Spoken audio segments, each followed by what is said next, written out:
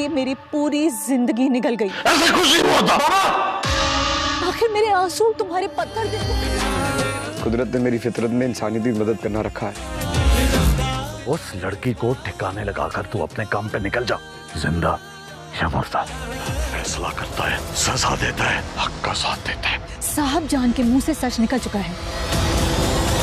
बता दो मुझे मेरी बेटी कहाँ है। क्या एक गरीब डॉक्टर की मोहब्बत एक ताकतवर वडेरे की जिद के सामने टिक पाएगी? क्या सुंदरी की मौजूदगी गुलाम और बादशाह की बरसों पुरानी दोस्ती को दुश्मनी में बदल देगी? और क्या हवेली के अंधेरे राज आखिरकार बेनकाब होने वाले हैं? नाजरीन, आज का एपिसोड आपके दिलों की धड़कन तेज कर देगा, क्योंकि अब कहानी एक ऐसे मोड़ पर आ पहुंची है जहां मोहब्बत, अना, ताकत और सच सब एक दूसरे से टकराने वाले हैं। सुंदरी, जिसके सर से बाप का साया उठ चुका है, जिसके पास रहने को कोई ठिकाना नहीं, वो अब एक बार फिर किस्मत के दो राहे पर खड़ी है। गुलाम, जो दिल ही दिल में सुंदरी को चाहने लगा है, एक बड़ा फैसला करता है। वो सुंदरी से कहता है, तुम हवेली नहीं, मेरे क्वार्टर में रहोगी, मेरी माँ के साथ। जब तक मैं तुम्हारे लिए कोई महफूज बंदोबस्त नहीं कर लेता, तुम कहीं नहीं जाओगी। सुंदरी डरते हुए जवाब देती है, अगर वडेरे को पता चल गया तो वो आपका जीना भी हराम कर देगा। मगर गुलाम का जवाब उसकी मोहब्बत की गहराई जाहिर कर देता है। मुझे अपनी परवाह नहीं, मैं एक बेसहारा लड़की को इस जालिम दुनिया के हवाले नहीं कर सकता। जब लाजो माँ को हकीकत मालूम होती है तो वो पहले घबरा जाती है, मगर जब गुलाम उसकी आंखों में आंखें डालकर कहता है, अम्मा, ये अकेली कहाँ जाएगी, इसके बाप के सिवा इसका कोई नहीं था, तो माँ का दिल पिघल जाता है। लाजो सुंदरी को गले लगाकर कहती है, बेका, आज मुझे अपनी तरबियत पर फख्र है, तुम मुझे माँ कह सकती हो। ये मंजर नाजरीन की आंखें नम कर देगा। लेकिन कहानी यहाँ ख़त्म नहीं होती। अचानक बादशाह को शक होता है। वो दोबारा क्वार्टर आता है और इस बार सुंदरी उसके सामने खड़ी होती है। बादशाह हैरत से कहता है, तुम यहाँ कैसे? मैं तुम्हें कहाँ कहाँ नहीं ढूंढता रहा।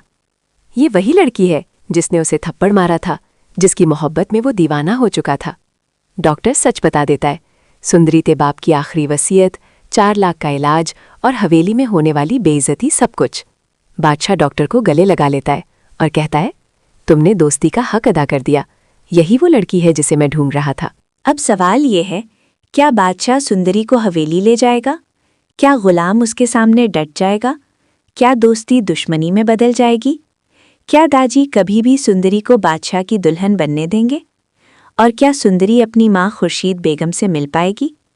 खुर्शीद, जो कैद में है, अगर उसे मालूम हो गया कि उसकी बेटी इसी हवेली में है, तो क्या वो खामोश रहेगी या जहाद का गरेबान पकड़ लेगी?